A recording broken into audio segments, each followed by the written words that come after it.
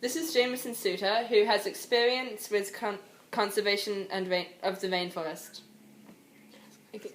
What do you work for? What does that company do, and what role do you play in it? Currently, I work for a mining company called la Société des Mines de Fer du Guinée. We are exploring the development possibilities of an open cast iron ore mine in a rainforest area in West Africa. But prior to that, I worked for 8 years for an environmental nonprofit called Fauna and Flora International, working on its Africa programs and very much specialized in rainforest conservation in West and Central Africa. Okay. What do you think compelled Gibson guitars to use rosewood rather than maple? Well, Gibson guitars probably uses both, although I'm not entirely certain of that. However, there is a demand for rosewood. It's a very precious wood. It potentially can produce a very good sound, although, again, I'm not entirely sure just how big of an impact it has on electric guitars.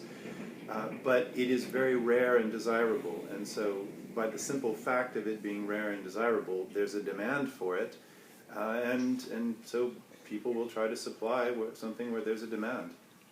What do you think made Gibson Guitars decide to specifically use rosewood from Madagascar? Well, probably because it sounds very exotic, and probably also because it is a very beautiful wood. I don't know, however, if Gibson Guitars really thought through from A to Z all of the implications, though, because although it sounds quite exotic, it is not necessarily a particularly thoughtful or a particularly sustainable source of woods. It's a country with very weak governance, and it's a real risky place, I would say, to be sourcing your wood. What is your past experience with corruption in companies?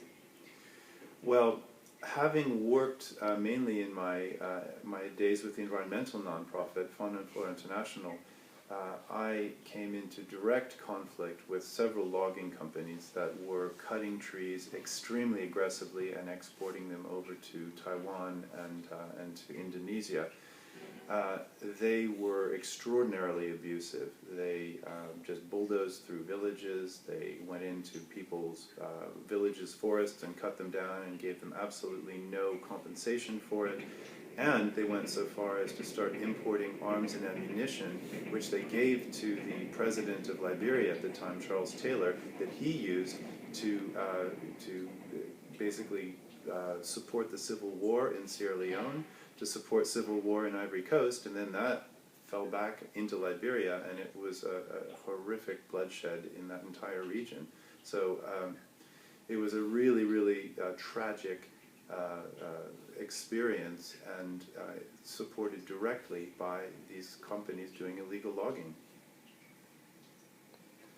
What is your past experience with corruption in the government? Well, again, I think it takes two to tango, and so corruption generally in companies must be supported or works usually hand in hand with corruption from government. A government that wants to stamp out corruption can do so. It's not easy, but it can do so. In my current role in mining, we have very, very strong, strict anti-corruption procedures, and we work in Liberia and in the Republic of Guinea. However, not all companies follow the same rules, and so it's sometimes can be quite difficult when we as a company seek to pay no bribes, and then you've got your government counterpart sort of expecting, come on, here's my hand, it's open, let's have something. And other companies do, and you say, I'm sorry, we can't do that. And they say, but that company did. It puts us in a very, very awkward position. We don't pay bribes, but we know that others do sometimes, and it causes a very, very difficult working relationship at times. So our projects and our work goes slower than those companies that pay those bribes. What do you think is more devastating to the rainforest, logging or mining? The rainforest in West and Central Africa is what I know best, and I would say probably logging is. But it's a really difficult question, because what often happens is you might have a very valuable deposit of some mineral that's quite remote, and so the mining company comes in and it will build roads to that area. and it will build them well so that they last.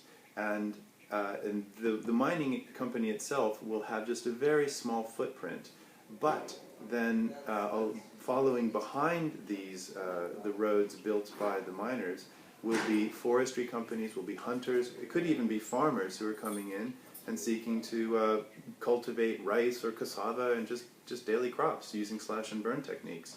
So it's difficult to say. Forestry does more of the direct damage, but mining can do a lot of indirect damage. Thank you. Thank you.